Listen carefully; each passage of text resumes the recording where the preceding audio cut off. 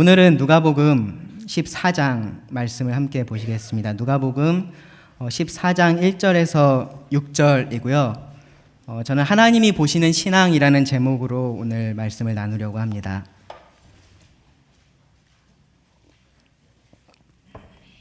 누가복음 14장 1절에서 6절이고요. 하나님이 보시는 신앙입니다.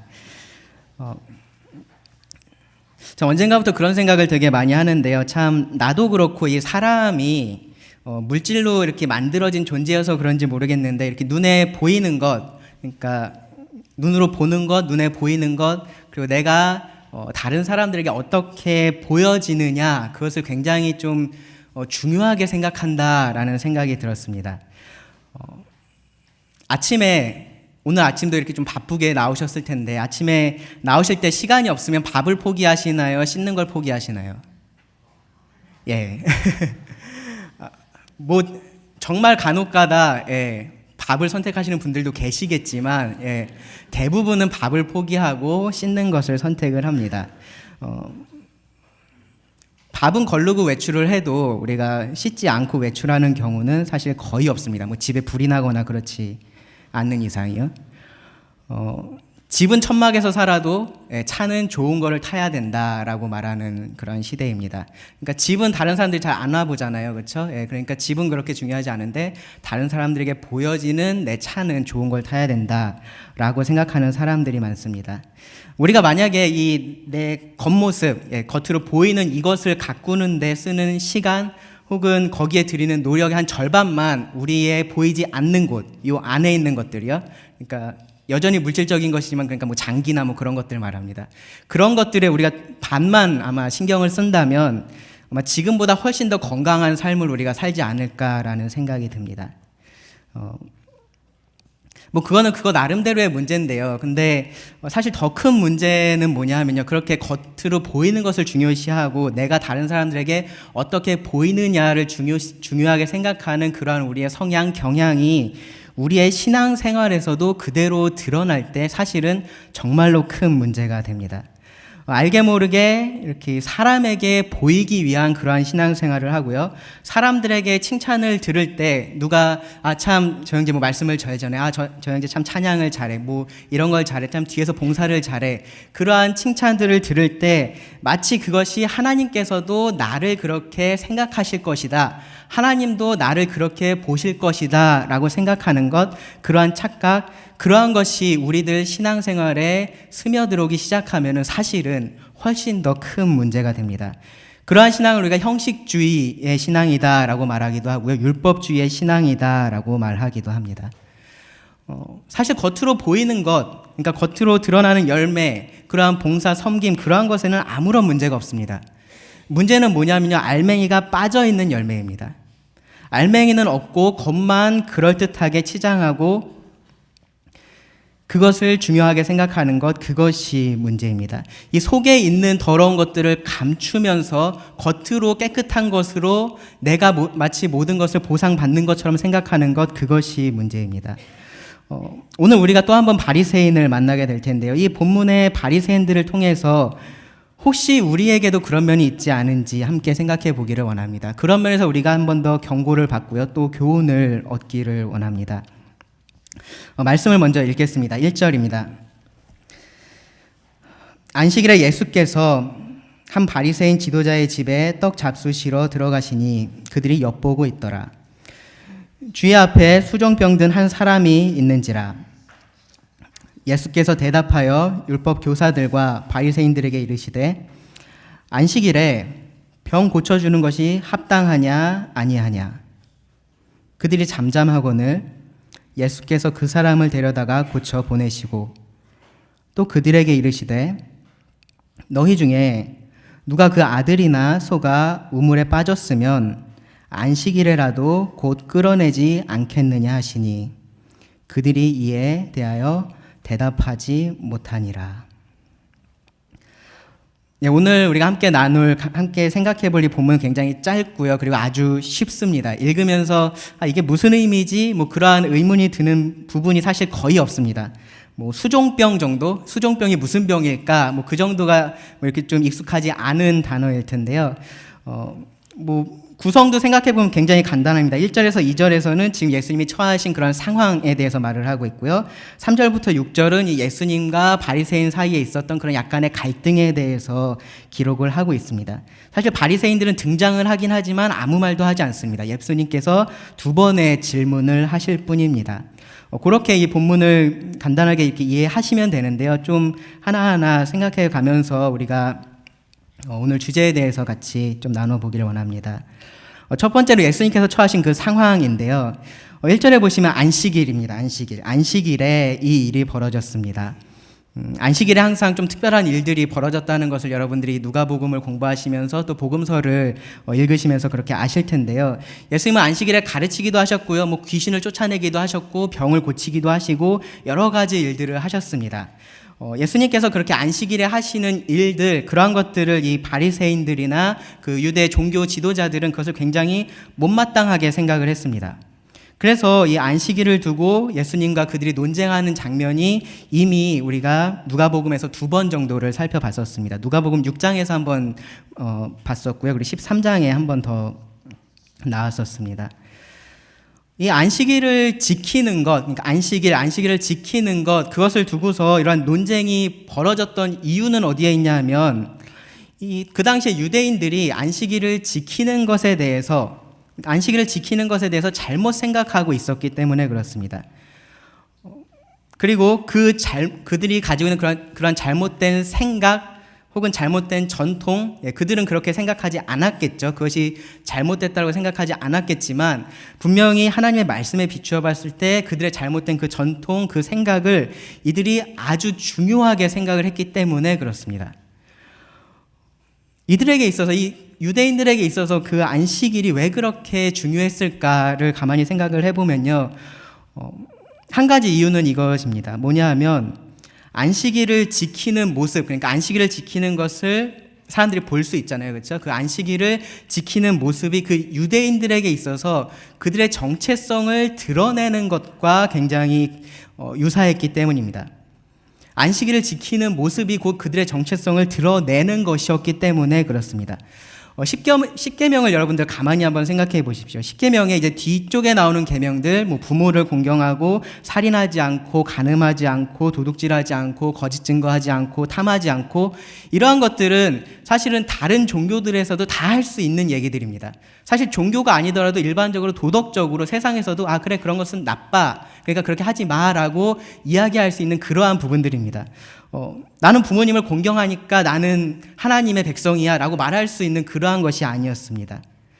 십계명의 처음에 나오는 몇 가지 계명들을 보면요, 하나님만 섬기는 것, 그리고 우상을 만들지 않는 것, 하나님의 이름을 망령되이 부르지 않는 것, 그런 것은 사실은 유대인들에게서 조금은 특별한 부분입니다. 왜냐하면 그 당시의 문화는 여러 신을, 대부분 다신론이라 그러죠. 그러니까 여러 신이 있다라는 것을 전제로 하고 그러한 신들을 섬기던 시대였기 때문에 오직 하나의 신만을 믿고 그 신을 섬긴다라는 것은 사실은 조금은 특별한 부분입니다. 그런데 그것이 그렇게 겉으로 사람들이 보기에 확 드러나는 것은 아닙니다. 하나님을 섬긴다라는 것이 그렇게 확 드러나는 것은 아니었던 것입니다. 그런데 이 안식일을 지키는 것을 생각해 보면요, 다른 종교에서는 찾아볼 수 없을 뿐더러, 그리고 그것을 지키는 것 자체가 겉으로 분명하게 드러나는 일이었습니다. 그러한 것이 하나 더 있었죠. 뭐냐면은 식사입니다. 식사. 그들이 식사하는 것을 보면은 저 사람들이 유대인이구나라는 것을 알 수 있었습니다. 그렇다고 마찬가지로 그들이 안식일을 지키는 것을 보면은 사람들은 저들이 유대인이구나 라는 것을 알 수 있었습니다. 그래서 이 안식일을 지키는 것이 그들에게 있어서는 그들의 정체성과도 같은 그러한 분명한 표시였다라는 것입니다. 그래서 그것을 지키는 것을 이들이 정말로 중요하게 생각을 했습니다. 하나님은 그 백성들에게 이 안식일을 다른 날과 구분해서, 다른 6일과 구분해서 지킬 것을 말씀을 하셨습니다. 그리고 그날은 어떤 날이었냐면은 하나님을 위한 날이었고요, 사람들을 위한 날이었습니다. 바쁜 일상이 있지만 그 일상에서 벗어나서 그런 일들을 내려놓고 하루 휴식을 취하면서 그들을 창조하신 하나님, 그들을 구원하신 하나님, 그 하나님을 기억하고 감사하고 예배하라고 하나님께서 주신 날이 바로 이 안식일이었습니다. 그런데 이들은요, 그 그러한 안식일을 지켜가면서 점점 왜 안식일을 지켜야 하는지는 조금씩 뒷전으로 밀어두고요. 어떻게 안식일을 지켜야 하는지에 관심을 갖기 시작했습니다. 보이지 않는 동기보다는 보이는 것, 그 보이는 행위에 중점을 둔 것입니다. 그것이 오랜 시간 지속된 결과 예수님께서 오셨을 때는 어떻게 됐었냐 하면요. 안식일이 사람을 위해서 있는 것이 아니라 사람이 안식일을 위해서 있는 것처럼 그렇게 돼버렸습니다. 쉬면서 하나님을 기억하고 예배하기보다는 혹시나 내가 안식일에 하지 않으면 안 되는 일을 하지 않을까 그렇게 걱정하면서 노심초사하면서 그 하루를 보내게 만들었습니다. 그리고 그렇게 하는 것이 하나님을 섬기는 것이고 그렇게 하는 것이 다른 이방인들과 이 하나님의 백성이 아닌 자들과 자신들을 구별하는 그런 거룩한 삶이라고 이들이 생각하고 있었던 것입니다. 예수님은 안식일의 주인이셨습니다. 이러한 생각들을 바로 잡기를 원하셨습니다. 그런 것들을 그냥 내버려 두지 않기를 원하셨습니다. 그래서 이 안식일을 두고서 예수님과 이 종교 지도자들 사이에서 계속해서 논쟁이 있었고요. 갈등이 있었던 겁니다. 그 안식일에 이제 예수님께서 한 바리새인 지도자의 집에 들어가십니다. 여기 보면요. 그냥 바리새인이 아니고요. 바리새인 지도자라고 나옵니다. 바리새인들의 지도자 중 한 사람이라고 사실은 그렇게 번역을 하면 더 맞는데요. 이 지도자라는 것이 어떤 의미입니까? 뭐 산헤드린, 그러니까 그 당시 그들의 그런 의사결정기구, 그런 산헤드린의 멤버로서 이 바리새인이 있었을 수도 있고요. 아니면은 그냥 많은 바리새인 중에서 이 사람이 지도자격인 그런 높은 위치에 있었던 사람일 수도 있습니다. 뭐 어느 쪽이든지 예수님은 바리새인 중에서도 그냥 일반적인 바리새인이 아니라 조금 높은 위치에 있는 그런 사람의 집으로 가셨습니다. 뭐 하러 가셨냐면요. 떡 잡수시러 들어가셨습니다. 떡을 드시러. 그러니까 떡을 먹으러 갔다 그러니까 좀 이상하죠. 그렇죠? 그러니까 식사를 하시려고 가셨다라는 말입니다. 이 안식일에 어떤 요리를 할 수 없잖아요. 그렇죠? 안식일에 불도 피면 안 되고 여러 가지 일들을 할 수 없었기 때문에 이 안식일에 먹을 것은 사실 그 전날에 다 준비를 해 놔야 됩니다. 그래서 그날엔 주로 이렇게 떡 같은 그런 요리할 필요가 없는 음식들을 많이 먹었습니다. 점심을 드신 것일 수도 있고요. 저녁을 드신 것일 수도 있습니다. 아마 주로 점심에 이러한 떡 혹은 빵이라고 하는 게 더 맞을 텐데요. 빵을 먹은 것을 생각해 보면은 아마 점심일 가능성이 높습니다. 뭐 그게 그렇게 중요한 것은 아니고요. 예수님께서 이 바리새인 지도자의 집에 이 바리새인의 소굴에 식사 교제를 하러 들어가셨다라는 사실이 중요합니다. 그것이 왜 중요하냐면요. 바로 이 앞에서 우리가 배웠던 말씀을 한번 생각해 보십시오.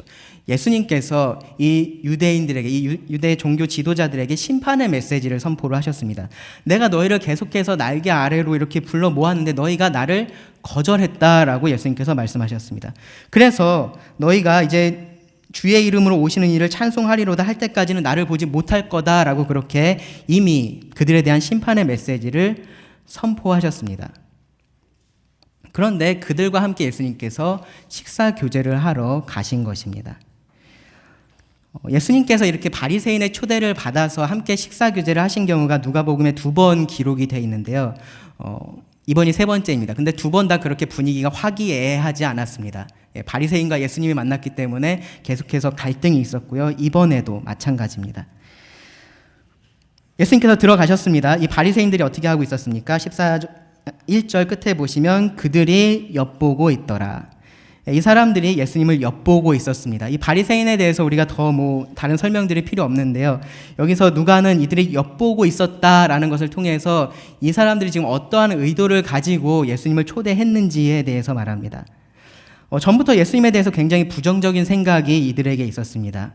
그래서 예수님을 계속해서 감시하면서 고소할 거리를 찾고 있었습니다. 이 오늘 말씀과 비슷한 말씀이 6장 6절부터 11절에 기록이 되어 있는데요.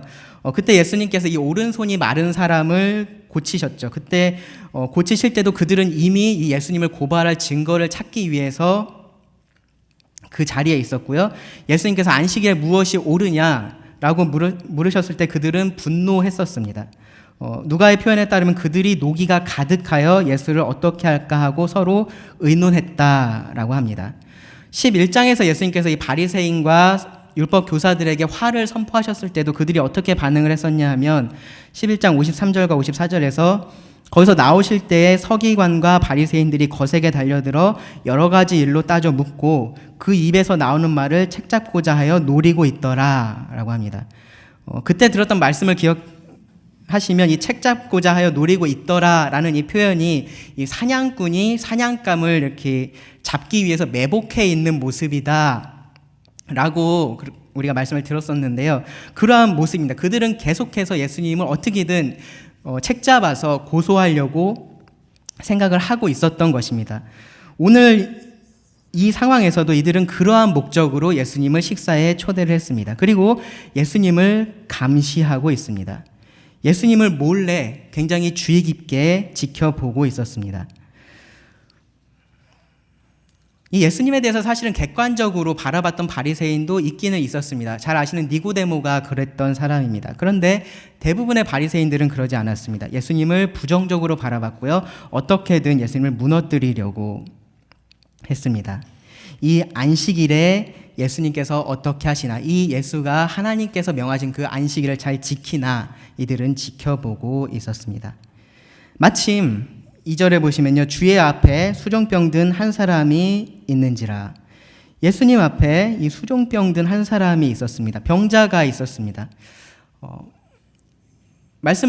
복음서를 읽다 보시면 예수님 앞에 병자들이 나와서 이렇게 병 고침을 원했던 경우들이 많이 있습니다. 이 경우도 그러한 경우일 수도 있는데요. 근데 이 상황을 생각해 보면 아마도 이 바리새인들이 이 사람을 예수님 앞에 갖다 놓고 예수님께서 어떻게 하는지 봐야겠다라는 생각을 가지고서 했을 가능성이 더 높습니다. 쉽게 말하면 예수님을 잡으려고 예수님 앞에 지금 미끼를 던져놓고 예수님이 그것을 물기만 기다리고 있는 그런 상황입니다. 이제 어색한 단어 수종병이 나왔습니다. 수종병. 이 예전 성경에는 고창병이라고 되어 있었는데요. 좀 익숙하지 않은 그러한 병명이죠. 오늘날로 표현으로 바꾸면 부종하고 가장 비슷합니다. 율법에 보시면요, 레위기 15장 1절부터 12절에 유출병이라는 것이 있는데 그 유출병에도 포함되는 그러한 질병입니다. 사실은 질병이라기보다는 증상이라고 말하는 것이 더 맞는데요. 몸 안에 있는 체액이 비정상적으로 유출이 되고 그것이 어느 한 장소에 이렇게 쌓여서 몸이 부어오르는 그러한 증상입니다. 관절이 부어오르기도 하고요. 세포 자체가 부어오르기도 합니다. 팔, 다리가 그렇게 되기도 하고 복부가 그렇게 부어오르기도 합니다.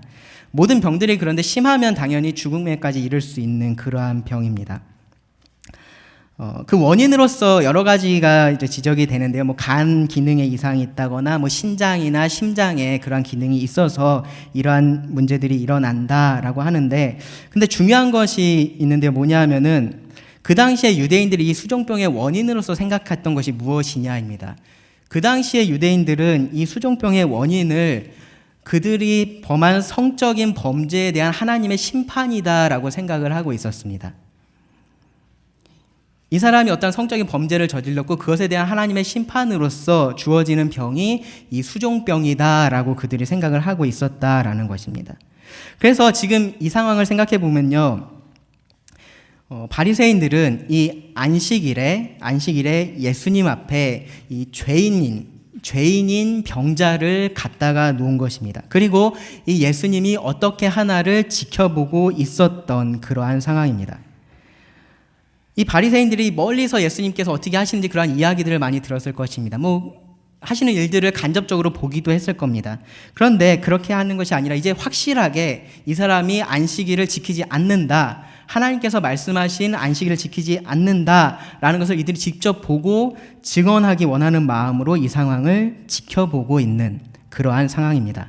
자, 예수님은 어떻게 하셔야 될까요? 이 병자를 그냥 내보낼 수도 있고요. 예수님이 그 자리를 벗어날 수도 있습니다. 예수님은 어떻게 하셨을까요? 예수님께서 그들에게 질문을 하셨습니다. 2개의 질문을 하셨습니다. 자, 첫 번째 질문은 3절에 나옵니다. 예수께서 대답하여 율법 교사들과 바리새인들에게 이르시되 안식일에 병 고쳐주는 것이 합당하냐 아니하냐. 여기 예수께서 대답하셨다 그러죠. 근데 앞에 보면 질문이 없죠. 예, 질문이 없는데 예수님께서 대답하셨다라고 합니다. 뭐 기록되지는 않았지만 이 바리새인들이 어떠한 질문을 했을 수도 있고요. 아니면 예수님께서 지금 이 상황이 어떠한 상황인지 다 알고 계셨기 때문에 그러한 상황에 대해서 예수님께서 대답하셨다라고도 생각할 수 있습니다. 예수님께서 지금 그들에게 물어보십니다. 여기 율법 교사와 바리새인들이라고 하는데요. 그러니까 바리새인 지도자 그 사람 한 사람만 있었던 것이 아니라 이 많은 바리새인들이 그 자리에 있었고 그들과 함께하는 율법 교사들도 있었다라는 것을 알 수 있습니다. 그러니까 높은 사람들이 이 자리에 초대를 받았던 거죠. 그러니까 그 자리에 이 수종병 든 사람이 있었다라는 것 자체가 굉장히 어색한 상황입니다. 그랬기 때문에 제가 이 상황은 바리새인들이 만들어 놓은 상황이다라고 말씀을 드린 건데요. 그들에게 예수님께서 물어보십니다. 안식일에 병 고쳐주는 것이 합당하냐 아니하냐. 두 번의 질문 중에서 이 첫 번째 질문은 무엇에 대한 질문이냐 하면은 법에 대한 질문입니다. 법. 너희가 이 율법의 전문가들인데 너희가 율법을 연구하는 사람들이고 율법을 가르치는 사람들인데 율법의 전문가로서 너희가 한번 대답해봐라 라고 예수님께서 물어보시는 겁니다. 이 안식일에 이 병자의 병을 고쳐주는 것이 법적으로 합당한 거냐? 사실 예수님께서 답을 모르지 않았습니다. 이들도 분명한 답을 그들 나름의 답을 가지고 있었습니다. 그들은 안식일에 병을 고치는 것이 합당하지 않다라고 믿고 있었습니다. 그렇기 때문에 예수님께서 안식일에 병을 고치셨을 때 사람들이 분노하기도 하고 그것을 가지고 예수님을 고발하려고 그렇게 했었던 것입니다. 근데 예수님께서 이렇게 물어보신 이유는 여기에 있습니다. 이렇게 물어보셔서 그들이 정말로 그런 결정을 그러한 법에 따라서 하나님께서 주신 법에 따라서 하고 있는 것인지 그들이 생각해 보게 만드는 것입니다. 사실 이 안식일에 병을 고치면 안 된다라는 것은 그들의 생각이었습니다. 실제로 율법이 안식일에 병을 고치지 말라라고 말하고 있지 않습니다. 하나님은 안식일에 평소에 하던 일을 쉬라고 하셨지 이러한 일들을 하지 말라라고는 하지 않으셨습니다. 이 명령에 대한 그러니까 그 안식일에 쉬어야 한다, 일을 하지 말아야 한다라는 그 명령에 대한 이들의 해석이 이것이었습니다. 병을 고치는 것도 일이니까 그것도 하면 안 된다라는 것입니다. 예외가 되는 경우가 있습니다. 언제냐 하면은 생명이 위급할 때. 이 사람을 그냥 두면 이 사람이 그날 중으로 죽게 되거나 금방 죽게 될 때는 병을 고쳐도 된다라고 그들은 가르쳤습니다. 그런데 그러한 생각에 대해서 이들이 이야기하지를 않습니다. 4절에 보시면 그들이 잠잠했다라고 합니다. 그들이 잠잠했다.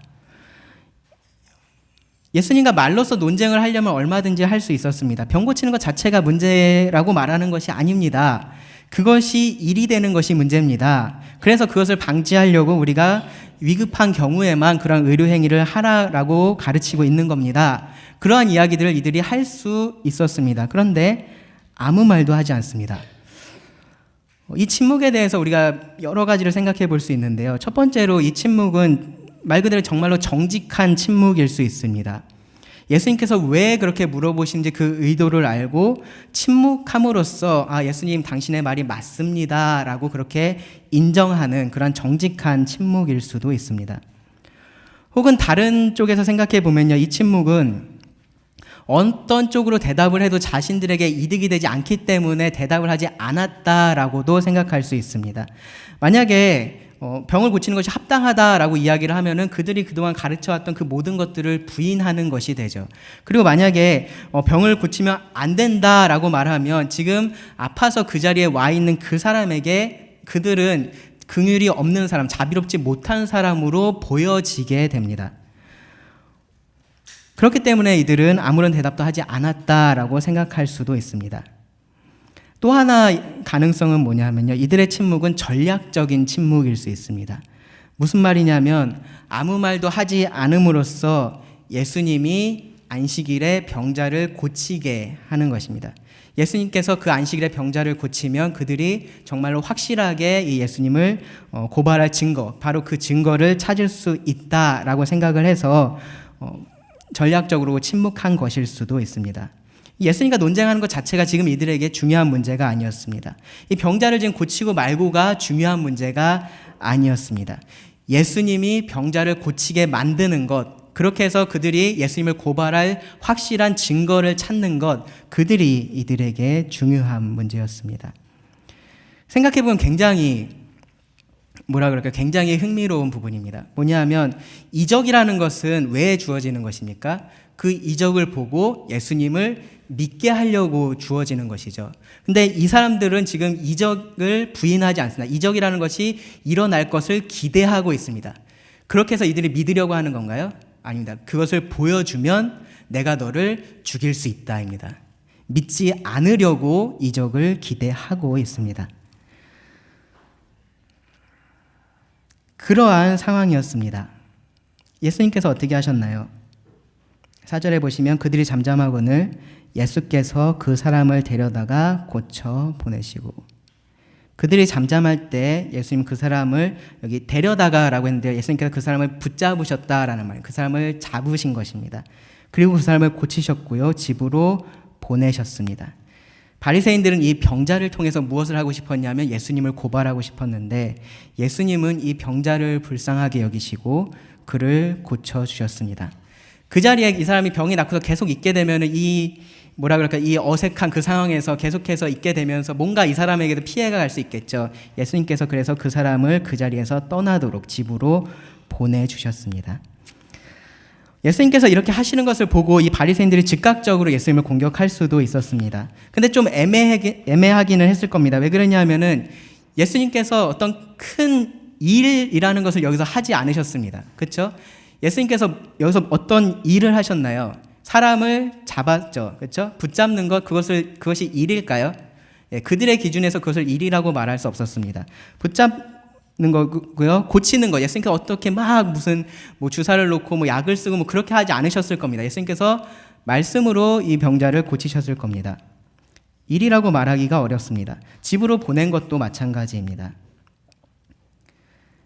어쨌든 예수님께서 병자를 고치셨으니까 이들 기준에서 당신은 지금 일한 거야 라고서 공격을 할 수도 있을 텐데요. 이들은 여전히 잠잠하고 있었습니다. 그들에게 예수님께서 두 번째 질문을 하십니다. 5절에 보시면 또 그들에게 이르시되 너희 중에 누가 그 아들이나 소가 우물에 빠졌으면 안식일에라도 곧 끌어내지 않겠느냐. 처음에 질문이 법에 대한 객관적인 해석을 물어본 것이었다라고 하면 이 두 번째 질문은 그들의 마음속에 있는 동기에 대한 질문입니다. 좀 더 본질적인 질문을 예수님께서 그들에게 던지셨습니다. 너희가 안식일에 병자를 고치면 안 된다라고 말하는데 그것이 너희가 정말로 그 하나님의 명령에 순종하고 싶어서 그렇게 말하는 거냐? 아니면 다른 이유가 있는 거냐라고 예수님께서 물으신 것입니다. 예수님은 실제로 그들이 어떻게 하는지 알고서 이 질문을 하셨습니다. 그들의 아들이나 소가 물에 빠지면은 안식일에라도 곧 끌어냈습니다.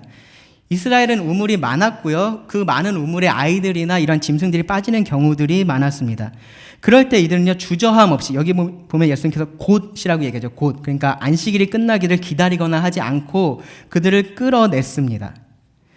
왜 이 유대인들은 안식일에 병자를 고치는 것은 최소한으로 해야 한다라고 말을 하면서 실제로 그들의 아들이나 그들의 짐승이 우물에 빠지면 주저없이 우물에서 끌어냈을까요?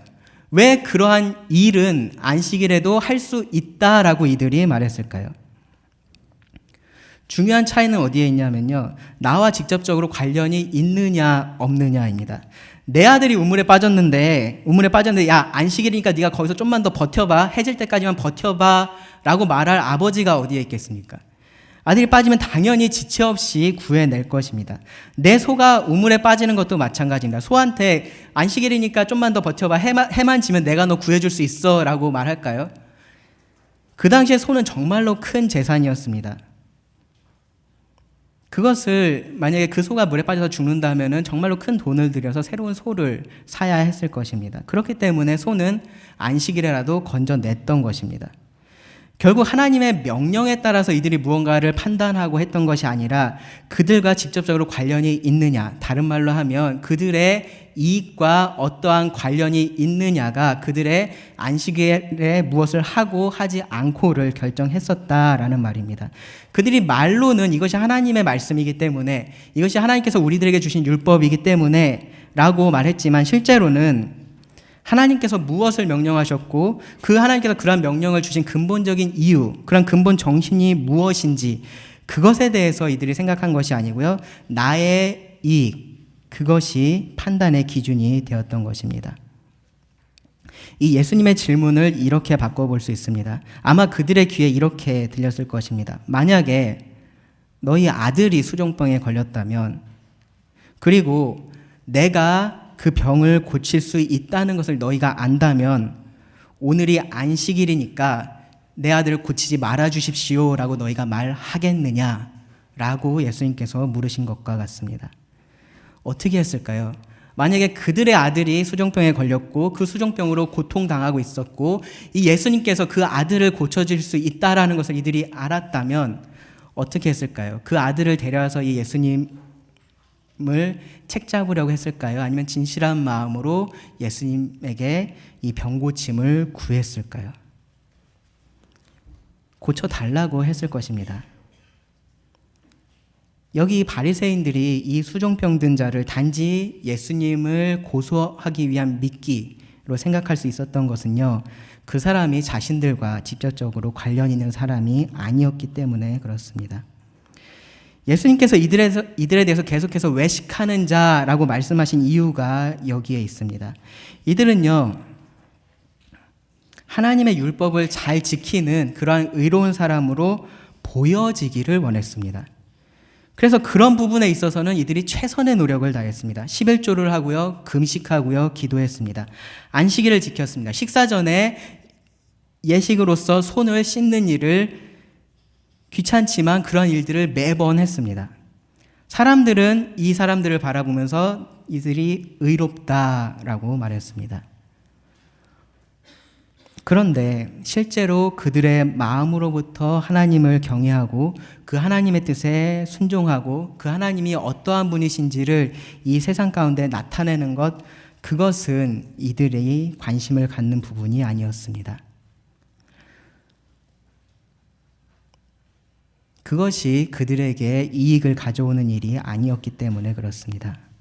이들이 소득의 11조를 드렸습니다. 그런데 누가는 이들이 돈을 사랑하는 사람들이었다라고 말합니다. 이들이 금식하고 기도했습니다. 하나님 앞에서 정말로 낮아져서 그 하나님을 의지하는 마음으로 그렇게 했었던 것이 아니라 사람들에게 보이려고 그렇게 했습니다. 금식할 때 일부러 얼굴을 어둡게 했습니다. 기도할 때 일부러 사람들이 다 보이는 곳에만 가서 기도했습니다.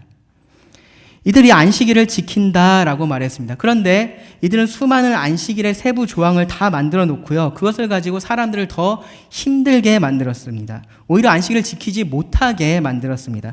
그러면서 자기들은 안식일을 지킨다라고 자랑을 했고, 그렇게 하지 못하는 사람들에 대해서 정죄했습니다. 식사 전에 손을 씻는 것으로 우리는 정결해, 나는 정결해, 나는 거룩해 라고 그렇게 말했지만 그들의 마음속에 있었던 것은 탐욕과 악독이었습니다. 이들이 구제했을까요? 이들이 가난한 자들을 구제했을까요? 구제했습니다. 당연히 했습니다. 왜 그러냐면은 내가 긍휼이 많은 사람으로 사람들에게 보여지는 것이 중요했기 때문에 그렇습니다. 내가 자비로운 사람으로서 다른 사람들 앞에 드러나는 것이 중요했기 때문에 그들은 그러한 일들을 했습니다. 그들이 섬기는 하나님이 어떠한 분이신지 이들이 정말로 알고요, 그리고 그런 하나님을 믿고 있었다면 할 수 없는 일들을 이들은 하고 있었던 것입니다. 이들이 예수님을 가까이에서 지켜보고 있었습니다. 예수님을 엿보고 있었습니다. 예수님을 어떻게 하면 책잡아서 고소할까, 그것만이 이들의 머릿속에 가득했습니다. 저기에 병들어서 고통받고 있는 사람은 그들의 안중에 없었습니다. 그들은 예수님을 바라보고 있었습니다. 그런데 그러한 그들을 바라보고 있는 하나님이 계시다라는 것을 이들이 알지 못했습니다. 그들의 겉만 보고 있는 것이 아니라 그들 속 마음속에 무엇이 있는지까지 다 보고 계시는 그 하나님을 이들은 바라보지 못하고 있었습니다.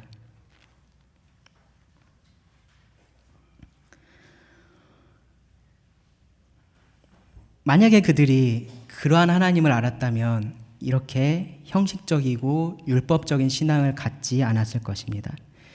이들은 하나님께서 자신을 보고 있는 것보다 사람들에게 내가 어떻게 보여지냐를 더 중요하게 생각했습니다.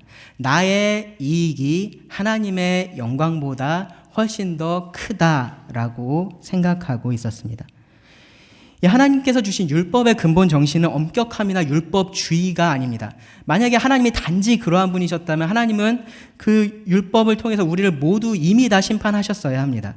율법의 근본 정신은 그런 것이 아니었습니다. 율법을 주신 하나님은 공의롭고 자비로우신 분이었습니다. 그렇기 때문에 그 율법의 근본 정신도 공의와 자비입니다. 안식일에 일을 하면 안 되니까 아픈 사람은 계속 아파라 라고 말하는 것은 하나님의 뜻일 수가 없습니다. 그런데 그들은 그것을 하나님의 뜻이라고 생각하고 그것을 주장했습니다. 사람에게 보여지는 신앙을 가진 이들은요, 사람에게 보여지는 신앙을 가진 사람들은 그 마음이 이미 냉랭해져 있고요, 다른 사람의 고통에 공감할 수가 없게 되는 것입니다. 오로지 자기의 유익을 추구합니다. 예수님께서 그들의 이러한 죄악된 모습을 지적하셨을 때 6절에 보시면 그들이 이에 대하여 대답하지 못하니라 라고 말합니다. 이번에도 이 사람들이 아무 말도 하지 않았습니다. 근데 4절의 표현과 이 6절의 표현이 조금 다른 것을 여러분들 보시기 바랍니다. 4절에서는 그들이 잠잠했다라고 했습니다. 잠잠했다. 그들이 자발적으로 잠잠했던 것입니다. 근데 이 6절에서는요, 그들이 대답하지 못했다라고 합니다. 대답을 할 수가 없었던 것입니다. 예수님을 초대해서 고소할 거리만 찾고 있었던 이 사람들로서는 이 예수님의 말씀에 도저히 대답할 수가 없었던 것입니다. 만약에 그들이 대답을 한다면요, 우리도 그렇게 합니다라고 말하면 예수님께서 뭐라 그러셨을까요? 그럼 왜 이 사람에게는 너희가 그러한 긍휼을 보이지 않느냐라고 물으실 것입니다. 만약에 그렇게 한다면 이들은 자신들이 자비롭지 않은 사람으로 드러날 것, 그것을 두려워하고 있었습니다. 그들은 차라리 침묵했습니다. 그것이 오늘 이 사건의 내용입니다. 이 예수님 당시 사람들의 이러한 모습들을 보면 어떤 면에서 우리가 좀 유별나고 좀 특별하다라는 생각을 갖는데요. 근데 처음에 말씀드렸던 것처럼 우리들이 다 이러한 성향들을 많게 혹은 적게 가지고 있습니다. 보이지 않는 것보다는 보이는 것에 우리가 더 많은 관심을 갖고요, 더 많은 신경을 씁니다. 신앙생활에 있어서 여러분들 신앙생활을 가만히 한번 생각해 보십시오. 여러분들의 신앙생활에 있어서 여러분들이 어느 쪽에 더 신경을 쓰고 계십니까? 내 스스로 하나님과의 관계 때문에 하나님을 만나기 위해서 성경을 읽고 기도하고 하는 일, 그러한 일들은 왜 잘 되지 않을까요? 가까이에 있는 아내를 사랑하고 남편을 존경하는 일은 왜 다른 성도들을 섬기는 일보다 훨씬 더 어려울까요? 아무도 그것을 보지 않고 아무도 물어보지 않기 때문에 혹시 그런 것이 아닐까요?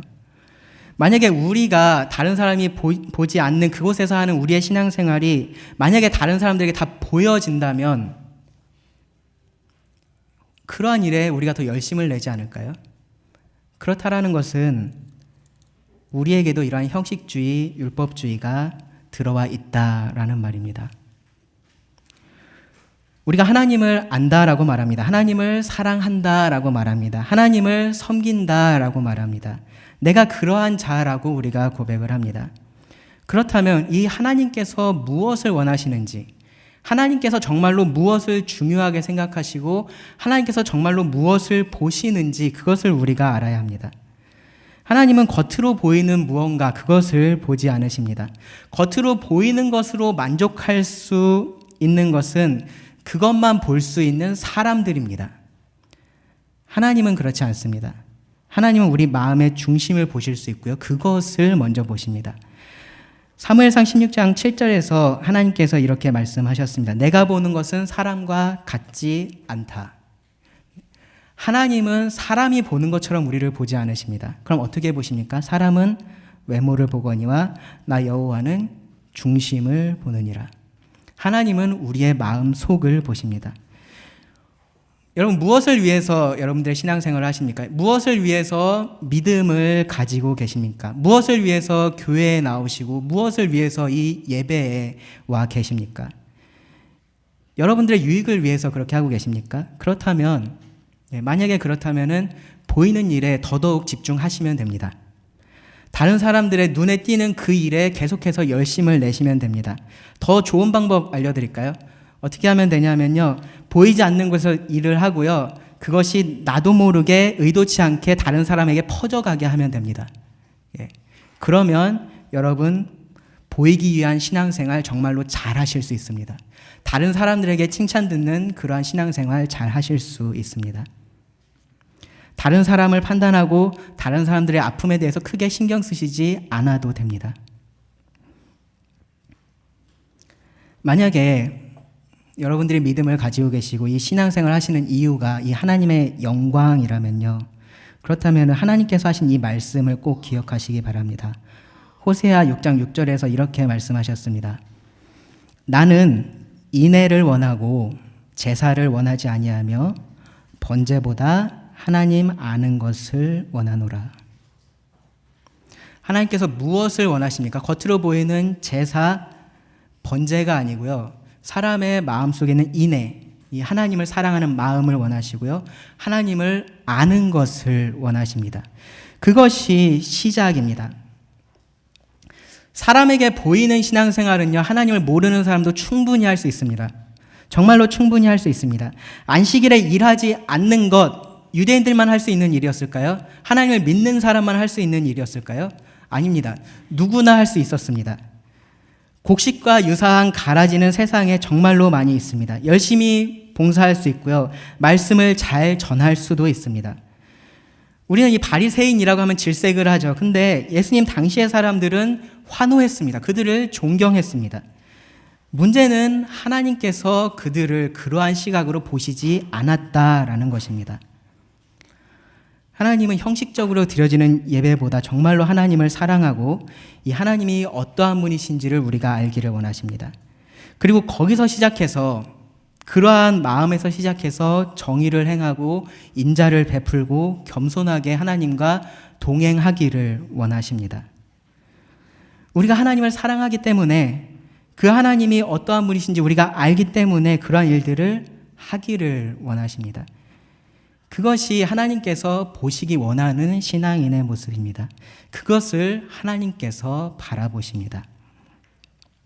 우리의 신앙이 그 하나님께서 바라보시는 그것에 초점이 가 있기를 원합니다. 기도하시고 말씀을 드리겠습니다.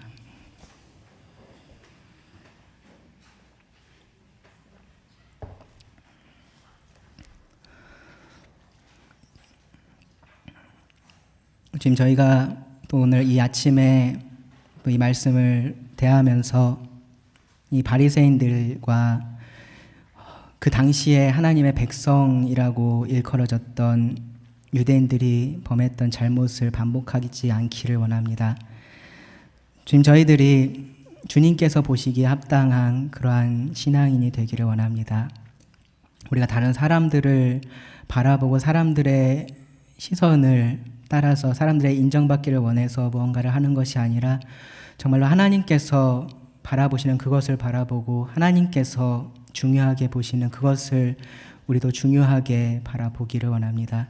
주님께서 우리들의 생각을 붙들어 주시옵고 우리의 마음을 붙들어 주시옵고 우리의 눈을 여셔서 무엇이 정말로 하나님께서 보시는 신앙인지 바로 보고 그러한 삶을 살아갈 수 있도록 도와주시기를 원합니다. 들은 말씀 주님께 의지하며 예수님의 이름으로 기도드립니다.